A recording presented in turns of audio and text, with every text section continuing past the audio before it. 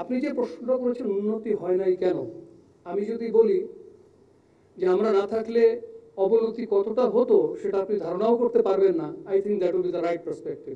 সেনাবাহিনী এই সময়ের মধ্যে কুমিল্লা নোয়াখালীর বন্যা থেকে শুরু করে বিভিন্ন সরকারি দাবি দেওয়া থেকে শুরু করে বিভিন্ন বাহিনীর মধ্যে আনরেস্ট থেকে শুরু করে বিভিন্ন পুলিশ স্টেশনকে রক্ষা করা থেকে শুরু করে ট্রাফিক দায়িত্ব পালন করা থেকে শুরু করে এমন কোনো কাজ নাই যা এই সীমিত জনবল দিয়ে করে নাই। এখন 40 বা 50 হাজার সেনা সদস্য যাদের প্রাথমিক কাজ কিন্তু এটা না, তারা তাদের সর্বোচ্চ দিয়ে কিন্তু চেষ্টা করে গেছে। এখন আপনি যে প্রশ্নটা করেছেন উন্নতি হয় নাই কেন, আমি যদি বলি যে আমরা না থাকলে অবনতি কতটা হতো সেটা আপনি ধারণাও করতে পারবেন না। I think that will be the right perspective to look at things. I hope I have answered your question. দ্বিতীয় প্রশ্ন করে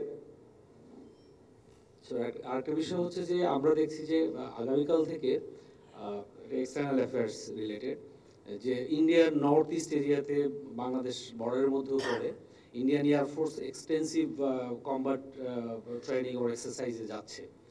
তো আমরা অ্যাওয়ার কিনা এই বিষয়টাতে এবং আমাদের সিভিলিয়ানদেরকে এই বিষয়টা কোনো জানানোর সেরকম পরিস্থিতি বা প্রেক্ষাপট আছে কিনা? Thank you. ধন্যবাদ। আমি মনে করি এটা নিয়ে আমাদের চিন্তার কোনো কারণ নাই। সামরিক এক্সারসাইজ এটা একটা দেশের আভ্যন্তরীণ ব্যাপার এবং এটা যে কেউ যে কোনো রাষ্ট্রই করতে পারে। আর যে জায়গাটার কথা আপনি বলছেন আমাদের প্রতিবেশী রাষ্ট্রের, সেই জায়গাটার কনসার্ন শুধু বাংলাদেশ তো না, তাদের আরও অন্য রাষ্ট্রকে বিবেচনা নিয়ে ওই জায়গাটার কথা চিন্তা করতে হয়। ওখানে তাদের সাথে আপনারা জানেন ডোকলাম নিয়ে চীনের একটা শত্রুতা আছে, ভুটানে একটা স্ট্যান্ড অফ হয়েছে অনেক আগে। তো দিস ইজ সামথিং আমরা জানি, এক্সারসাইজটা হচ্ছে এবং ইট ইজ দ্য রাইট, তারা করতে পারে। আমরাও তো প্রয়োজন হলে মহড়া এবং অনুশীলন করি।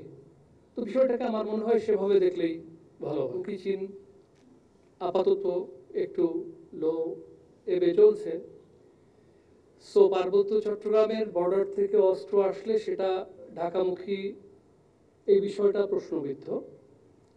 মাইন হলে সেটা একটা স্ট্যাটিক ওয়েপন সিস্টেম, ওটাকে ডিনাই করার জন্য ব্যবহার করা হয়েছে। বাট অন্য যে জায়গাগুলির কথা আপনি বলেছেন যেখান থেকে ঢাকামুখী অস্ত্রের চালান ধরা পড়েছে, এটা অবশ্যই আমাদেরকে কনসার্ন করা উচিত। আমরা অবশ্যই এটা নিয়ে চিন্তিত, but at the same time এই যে ধরা পড়েছে এটাও তো একটা সাফল্য। সো আমরা আমাদের অভিযান জোরদার করব, আমরা আমাদের নজরদারি আরও বাড়াবো এবং আমরাই তো রাষ্ট্রের একমাত্র সংস্থা না, আমি নিশ্চিত অন্যরাও একই কাজ করবে এবং আমাদের এমন একটা প্রস্তুতি থাকতে হবে যাতে এই অস্ত্রের চালান ঢাকায় না আসতে পারে এবং কিছু যদি আসেও সেটা